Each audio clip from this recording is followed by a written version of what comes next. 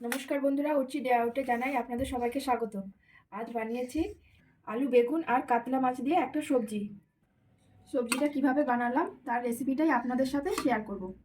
আজ বাজার থেকে নিয়ে এসেছে একটা বড় গোটা কাতলা মাছ, আর তার এরকম পিসগুলো হয়েছে এক একটা এরকম বড় বড়।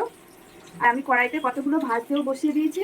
আর আজকে রান্না করব এই কাতলা মাছের বড় বড় চাকার পিস দিয়ে আর বেগুন আলু দিয়ে একটা মাখা মাখা তরকারি। আলুগুলো সব ভাজা হয়ে গেছে, এবার আমি একে একে এগুলোকে প্লেটের মধ্যে উঠিয়ে নেব।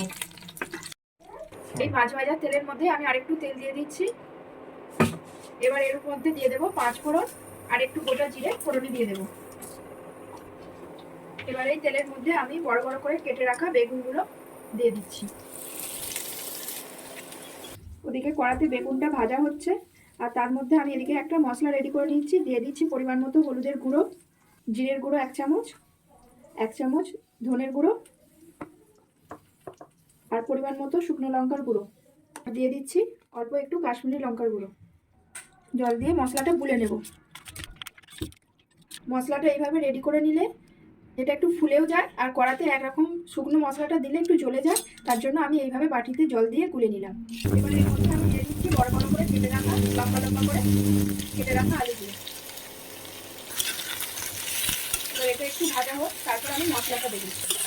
আলু বেগুন ভালোভাবে ভাজা হয়ে গেছে। এবার আমি এর মধ্যে দিয়ে দেবো পরিমাণ মতো নুন।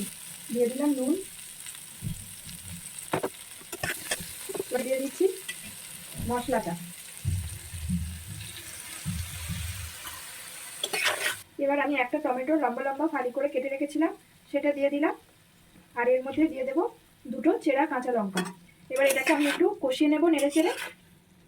এর মধ্যে আমি দিয়ে দিচ্ছি 1 চামচ পরিমাণ আদা বাটা। এবার নেড়ে চেড়ে এটা ভালোভাবে কষিয়ে নেব। আলু বেগুন মশলার সঙ্গে ভালোভাবে কষানো হয়ে গেছে। এবার আমি অল্প একটু জল দিয়ে 5 মিনিটের জন্য ঢেকে দেবো, আলুগুলো যাতে ভালোভাবে সিদ্ধ হয়ে যায়।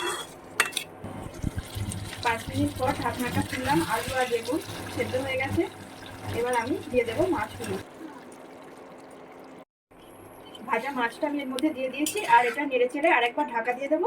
আর ফুটে উঠলেই রেডি হয়ে যাবে আমাদের মাছের সবজি।